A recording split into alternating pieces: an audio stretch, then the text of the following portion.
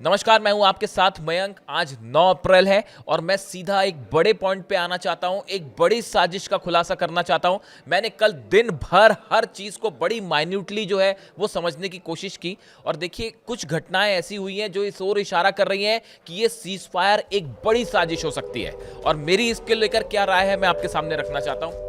देखिए, अगर बीती रात के हमलों की बात की जाए तो साफ देखा जा सकता है कि सीज फायर के नाम पर एक बार फिर धोखा हुआ है और 4 देशों में हमलों की खबरें सामने आने लगी हैं। अगर ईरान की बात करें, देखिए कल हमने देखा था कि कल दोपहर को ईरान के एक ऑयल रिफाइनरी में लवाना में धमाका हुआ था और सिरी में धमाका हुआ था, जो कि एक आइलैंड है। ये 2 धमाकों की खबरें कल शाम तक ईरान से आ चुकी थी और ये बड़े धमाके थे जिसे देखकर साफ था कि यहां पर हमले हुए हैं। उसके बाद अब खबरें हैं कि बीती रात इस्फहान में, यानी कि उस जगह पर जहां पर ईरान के परमाणु सेंटर हैं, इस्फहान में धमाके की खबरें आ रही हैं और केमरन शाह में भयंकर धमाके की खबरें आ रही हैं। यानी कि एक बार फिर ईरान पर हमला किया गया है और उसका जवाब भी ईरान की तरफ से आना शुरू हो गया है। कल हमने देखा सऊदी अरब के ईस्ट वेस्ट ऑयल पाइपलाइन पर जबरदस्त ड्रोन अटैक हुए, धमाके हुए,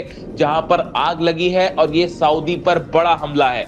देखिए, ये जो जिस पाइपलाइन पर हमला हुआ है, यहां से रोज 7 मिलियन बैरल ऑयल जो है वो निकाला जाता है और जिस तरह से हॉर्मूज बंद है, उसके बाद इसी पाइपलाइन का इस्तेमाल करके लाल सागर तक जो है वो ऑयल पहुंचाया जा रहा था, जहां से जहाजों में इसे भरा जाता है। तो ये सऊदी पर बड़े हमले की खबरें हैं। कई और जगह ड्रोन अटैक किए गए हैं, ईरान ने बदला भी लिया है। इसके अलावा देखिए, इजराइल में जो है वो कई जगह पर मिसाइलें बरसी हैं। इजराइल के बीर शेवा में, यरूशलेम में बड़े मिसाइल हमलों की खबरें हैं। देखिए, ईरान ने पहले ही कहा था कि अगर धोखा होगा और उस पर हमले होंगे तो ईरान जबरदस्त बदला लेगा और बिल्कुल वैसा ही देखने को मिल रहा है। इजराइल पर मिसाइलें बरस रही हैं। इसके अलावा देखिए, सबसे बड़ी खबर है लेबनान में बैरूत में, बीका में, दक्षिणी लेबनान में भयंकर हमले हो रहे हैं और बताया जा रहा है कि एक रात में 300 से ज्यादा लोगों की मौतें हो गई हैं। देखिए, इजराइल ने बड़ा धोखा किया है। ये लेबनान भी इस शर्त में शामिल था कि सीज फायर के तहत लेबनान पर हमले नहीं होंगे, लेकिन लेबनान में भयंकर बमबारी कर रहा है नेतन्याहू और इजराइल और नतीजा ये है कि 300 लोगों की एक रात में मौत हो गई है। यानी कि ये खूनी रात साबित हुई है मिडिल ईस्ट के लिए एक बार फिर और इससे साफ है कि अब ये सीज फायर ज्यादा दिन नहीं चलने वाला है और भयंकर जंग छिड़ सकती है। देखिए, पहली बात तो ये, इस समय जो खबर आ रही है ईरान से, ईरान में सेना को तैयार रहने का आदेश दिया गया है और यह कहा गया है कि एक बड़ी जंग के लिए फिर से सेना तैयार रहे। यह आदेश ईरान के जनरल्स को दिया गया है, ईरान की सेना को दिया गया है। दूसरी बात, ईरान की सेना को की तरफ से ये संदेश आ रहे हैं, इस तरफ से मैसेज आ रहे हैं, ईरान की सेना को अमेरिका और इजराइल के सीज फायर पर कोई भरोसा नहीं है। तीसरी बड़ी खबर ईरान से आ रही है, बड़ी संख्या में जो लॉन्च पैड्स तबाह हुए थे उनको तेजी से दुरुस्त करने का काम शुरू हो चुका है, कल ही शुरू हो चुका है। देखिए, ये बहुत ही जबरदस्त बात है। देखिए, खामेनेई साहब ने भी बिल्कुल यही आदेश दिया था। जो 12 दिन की जंग हुई थी, आपको याद होगा, 12 दिन की जंग जब उस पर सीज फायर हुआ, डोनाल्ड ट्रंप ने सीज फायर किया, उस दिन की मेरे को एक एक चीज याद है। उस दिन की, जिस दिन 12 दिन की जंग खत्म हुई थी, उसी शाम से ईरान अगले जंग की तैयारी में जुट गया था, खामेनेई साहब के आदेश पर जुट गया था। और देखिए, उनका स्पेकुलेशन कितना सही साबित हुआ, फिर से हमला हुआ ईरान पे। अब ईरान की सेना ने खामेनेई साहब के आदेशों के मुताबिक ही एक बार फिर से, जैसे ही सीज फायर हुआ, फिर से जंग की तैयारी शुरू कर दी है। लॉन्च पैड्स जो हैं वो रेडी करने शुरू कर दिए हैं। मिसाइल्स के मूवमेंट को लेकर भी खबरें आ रही हैं कि कई लॉन्च पैड्स पर मिसाइल्स पहुंचाई गई हैं। इस तरह की खबरें भी ईरान से हैं। इसके अलावा हॉर्मूज में ईरान की सेना ने एक बार फिर, ईरान की सेना की संख्या बढ़ानी शुरू कर दी है ईरान ने। देखिए, ये बेहद अहम खबर है और ये सब ईरान ने क्यों किया, ये समझने की ज़रूरत है। देखिए, मैं एक बड़े मुझे कल से मैंने सबके बयान देखे, डोनाल्ड ट्रंप का बयान देखा, जेडी वेंस का बयान देखा, पीट हेग्सेथ ने कल शाम को प्रेस कॉन्फ्रेंस करी, कहा कि अमेरिका जीत गया है। इन तमाम बातों के बीच में डोनाल्ड ट्रंप का एक बयान ऐसा था जो इस ओर इशारा कर रहा है बड़ा साफ साफ कि यह बड़ी साजिश है, ईरान पर धोखे से फिर से हमला हो सकता है। अब मैं ऐसा क्यों कह रहा हूं, देखिए डोनाल्ड ट्रंप का कल एक बयान आता है कि हॉर्मूज में जहाजों की आवाजाही में अमेरिका की सेना मदद करेगी। ये डोनाल्ड ट्रंप कह रहे हैं। वो ये कह रहे हैं कि हॉर्मूज में ठीक से जहाज निकल रहे हैं या नहीं निकल रहे, ईरान इनको जाने दे रहा है कि नहीं दे रहा है, इसमें सहयोग करने के लिए अमेरिका की सेना तैयार है और हम वहां पे देखरेख करेंगे। इसका क्या मतलब है? इसका मतलब ये है कि डोनाल्ड ट्रंप ये चाहते हैं कि अमेरिका की फोर्सेस को हॉर्मूज आने दिया जाए, जहाजों से आने दिया जाए। अभी तो नहीं आ पा रहे थे, अभी अगर जहाज आते तो उनका क्या हाल होता सब जानते हैं। अभी तो हवाई हमले ही हो रहे थे। देखिए ईरान में जो नुकसान हुआ है वो बस हवाई हमलों से हुआ या टॉमहॉक मिसाइल से हुआ।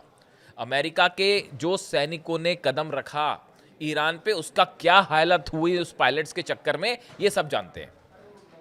हॉर्मूज में एक भी अमेरिकी सैनिक नीचे नहीं उतर पाया। दुनिया की सबसे बड़ी नेवी होने का दावा, सबसे बड़े सैनिक होने का दावा, कोई वहां कदम नहीं रख पाया। अब डोनाल्ड ट्रंप क्या कह रहे हैं कि हमारी सेना को आप हॉर्मूज में आने दीजिए ताकि हम मॉनिटर करें जहाज निकल रहे हैं या नहीं निकल रहे।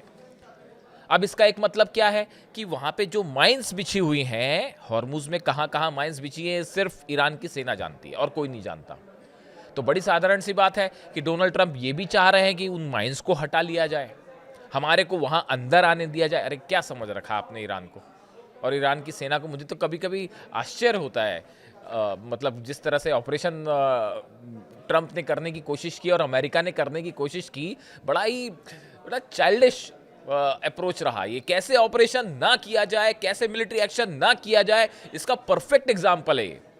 अब देखिए अब्बास अराक्ची साहब, ऐसी फेवरेट नहीं है मेरे अब्बास अराक्ची साहब। अब्बास अराक्ची साहब ने डोनाल्ड ट्रंप को तुरंत कल ही जवाब दे दिया।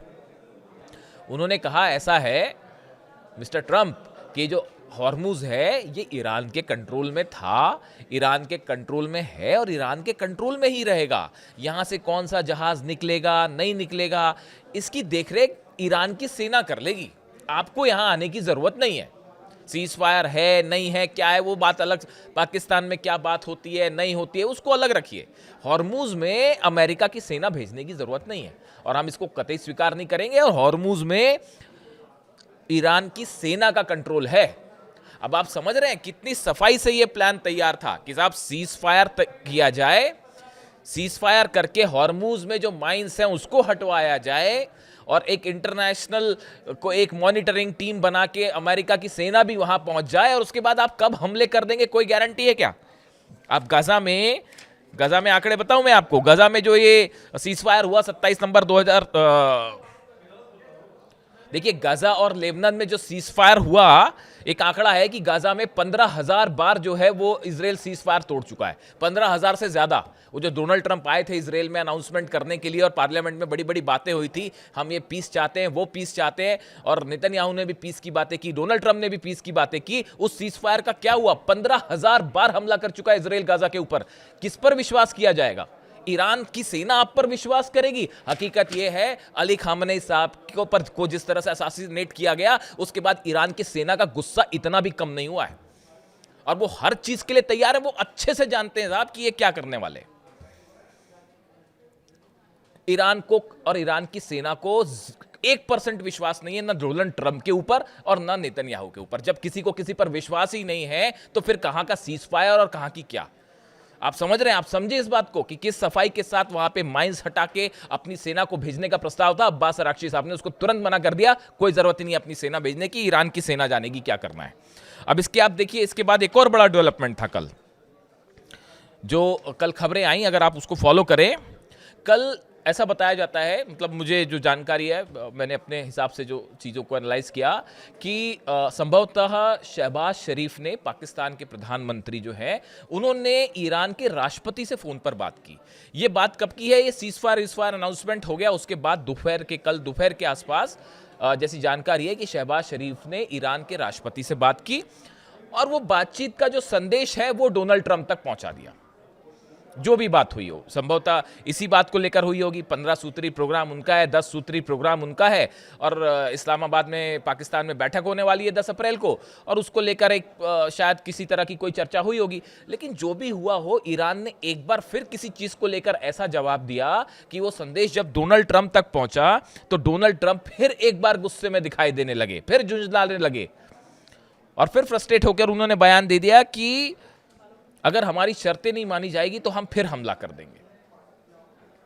ये बात डोनाल्ड ट्रंप ने कल दोपहर के आसपास उनका ये बयान आया कि अगर हमारी शर्तें नहीं मानी गई, ईरान ने शर्तें नहीं मानी तो फिर से हमला हो सकता है। और ये सब कुछ हुआ पाकिस्तान के प्रधानमंत्री ने जो भी संदेश पहुंचाया हो, ईरान के राष्ट्रपति का जो भी संदेश पहुंचाया हो उन्होंने अमेरिका तक, उसके बाद हुआ। अब देखिए, इसी बीच एक बात और समझिए आप, कल से जब से खबर ब्रेक हुई सीज फायर वाली, उसके बाद से पूरी दुनिया में, ना सिर्फ अमेरिका में बल्कि पूरी दुनिया में यह संदेश गया कि भाई ये ईरान की तो बहुत बड़ी जीत हो गई। पहले हॉर्मुज खुला हुआ था, अब वो हॉर्मुज बंद हो गया, ईरान उस पर कब्जा छोड़ने को तैयार नहीं और कह रहा है कि हम टैक्स भी लेंगे वहां पे। यानी पहले खुला था, अब बंद हो गया है। उसके बाद जो है सब तरफ ये संदेश कि भाई ईरान के सामने अमेरिका झुक गया। पूरी दुनिया के पेपर, अखबार, मैगजीन सब भरे हुए हैं। सिर्फ एक अमेरिका के रक्षा मंत्री को ये लगता है कि भाई ईरान हार गया है। पीट हेगसेथ को सिर्फ लगता होगा कि हार गया, और डोनाल्ड ट्रंप को लगता होगा। अमेरिका में लगातार सवाल उठ रहे हैं कि ये क्या ऑपरेशन कर दिया, और 80 सीनेटर बताया जा रहा है, 80 सांसद जो हैं वो सीनेटर नहीं, 80 सांसद जो है हाउस ऑफ रिपब्लिकन्स अमेरिका में बताया जा रहा है कि 80 सांसद जो हैं वो चाहते हैं कि डोनाल्ड ट्रंप इस्तीफा दे दे। अभी कल 3 सर्वे हुए अलग अलग बड़े अखबारों के, एजेंसीज के अमेरिका में। 60% से 62% लोगों का कहना है कि डोनाल्ड ट्रंप की वजह से अमेरिका को बदनामी झेलनी पड़ी और नुकसान हो गया है। यानी डोनाल्ड ट्रंप की अनपॉपुलरिटी अपने पीक पर है, अपने चरम पर है। सब ये देख रहे हैं कि ये क्या हो रहा है और डोनाल्ड ट्रंप की वजह से अमेरिका को कितना नुकसान झेलना पड़ गया। अब इसके बाद देखिए, अब ये बात जो है वो डोनाल्ड ट्रंप को भी समझ में आ रही है कि भाई ये तो भयंकर बदनामी हो गई है, चुनाव जीतना मुश्किल हो गया है, और सब तरफ ये मैसेज चला गया कि ईरान जीत गया। तो एक फ्रस्ट्रेशन वो है अपने आप में। इसके अलावा आप देखिए, जो एक बड़ा डेवलपमेंट वो है कि वो नेतन्याहू के आप बयान देखिए। इजराइल में जो है वो भी बड़ा डेवलपमेंट होने लग गया है। बड़ा डेवलपमेंट ये हो रहा है कि इजराइल में जो नेता विपक्ष है, इसके अलावा देखिए बड़ा डेवलपमेंट इजराइल में है। इजराइल में जो नेता विपक्ष हैं यायर, इसके अलावा देखिए इजराइल में बड़ा डेवलपमेंट है। इजराइल में जो यायर लैपिड हैं, नेता विपक्ष जो हैं, इनका बयान आया है कि डोनाल्ड ट्रंप ने सीज फायर का अनाउंसमेंट कर दिया और नेतन्याहू से कोई चर्चा तक नहीं की, उनसे सलाह मशविरा तक नहीं किया गया, सीधा जानकारी दे दी गई कि बस हम सीज फायर कर रहे हैं। यानी इजराइल को बुरी तरह से जो है निगलेक्ट किया गया डोनाल्ड ट्रंप की तरफ से।